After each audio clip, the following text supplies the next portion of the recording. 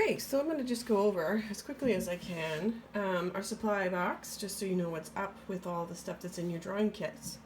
Okay, so first thing I'm going to go over are the pencils. What you're going to notice here is that I've got some graphite, I've got a charcoal that's dark, and I've got a charcoal that's the white charcoal pencil.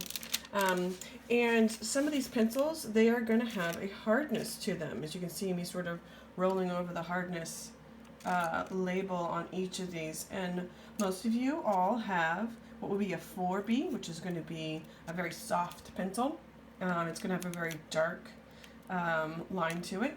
You have HBs, which are right here, and then you've got a 2H. So the HBs are more like a number 2 pencil, and the 2H, that is going to be a hard pencil. So things to keep in mind for all pencils: there is an H for hard, and then there's a B for soft, and just think B as in bubble. And so the bigger the number is on that pencil, the more it will be that. So a 4B is very soft, but an 8B would be even softer. Okay. And then this is the charcoal pencil. And the charcoal pencil, most of them are 2B, they're just kind of standard.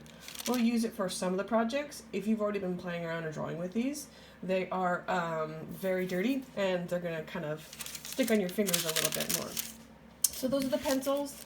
I've got in these the eraser packs.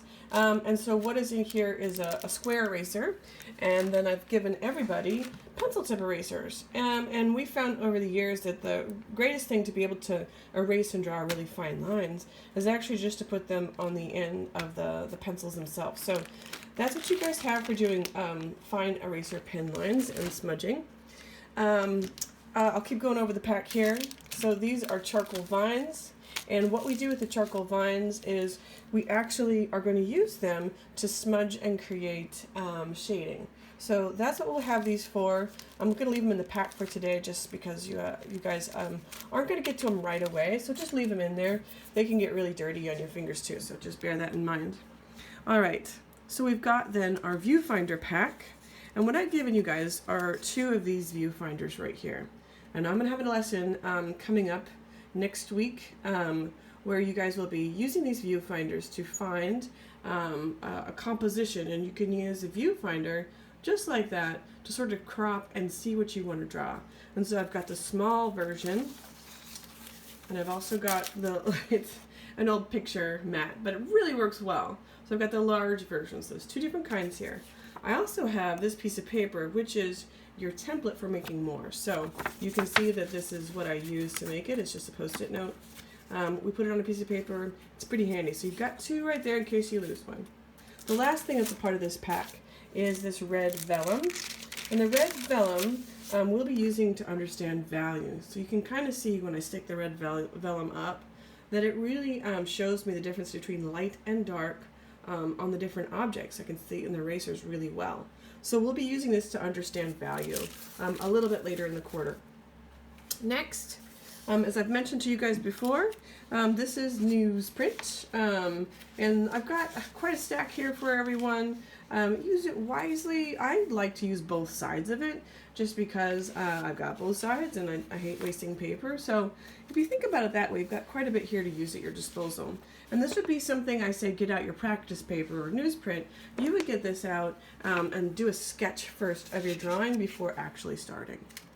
So I've got black and gray paper. Again, this will be part of what we're used for the value exercise. So right now, we've only got about 3 pieces. So save those, set them aside. Try not to use them for anything else but the assignment. All right, and lastly, this is, well, I've got a couple more things here, but last in the pack, this is our drawing paper. Most of you guys have the Strathmore, though some of you will have Bristol board, which is just fine. It's like super thick paper, but it has a really great surface, so it'll do you well. 80-pound paper. Some of you guys have 100-pound paper, and this will be what we use for a good paper. When you guys are using this paper, there's a little perforated edge right here, and what I suggest doing for all your drawings is to tear this out. And if you don't have any other drawing surface that's nice and smooth, you can tape it to the back side of your drawing pad and work back there. So you don't want to draw inside your drawing pad. You want to draw tear it out, because it will dent the paper underneath. Okay, so that's our drawing pad. Be mindful of where you draw. And then I've got just regular copy paper, and the copy paper is for you guys to use in your sketchbook assignments. So if you need more, you know what to do. You can go get some more copy paper. It's nice and clear. If this was my sketchbook, I would be really inclined to 3-hole punch it or put it into some kind of binder so that I could use it elsewhere. But just keep it nice and safe and clean. Other things that I think would be nice to have, if you have some of these, which are blending stumps, feel free to grab them or go and purchase them. They're super great. They're kind of like tiny little fingers. Where's my camera? Get on it, camera. Okay. Anyway, I will be showing you how to make your own blending stump out of newsprint later on when we get to shading. But for now, if you're curious, you can always go on some of those art stores and pick up some blending stumps. All right, this is the Click It eraser. This one's from Pentel, I believe. And I really enjoy using these. So if you have one, or you can go to the, office section, an Office Depot, you can grab one of these and even a refill, and it'll be really great. So it'll do what the pencil tip erasers are doing. I suggest on there these cloths. So this is actually a real chemist cloth. Originally it comes in a package like this. And it's an animal hide, and it just really does a great job of smudging. You can see it's already making a little mess on my cutting mat. If you don't, I have used in the past just flannel sheets and cut them up. Shop rags, they've been really great. And even some of the cleaning towels that have been a part of different devices. So you want something that's nice and smudgy for when we're getting into doing the charcoal stuff. Okay. In the past, we've just used also paper towels, and that's worked well. Some kind of tape is really great. As I mentioned earlier, you might be wanting to tape down your actual drawing, and so that's going to be nice to have if you're using a wall, or maybe if you want to do borders. Those are great. And lastly, it might be nice to have some sort of straight edge. It's not required, but some people really enjoy having that as just a tool in their arsenal. So there are a lot of other implements I put on there, such as different kinds of drawing pencils. And I'll show you my little drawing pencil set right here. Here we are. And so I have just a variety right now of different types of hardnesses and soft. And for me, since I really enjoy getting a lot of different values, I have pencils that are, let me see if I can get them, 5Bs, 6Bs, 8Bs, 9Bs, etc.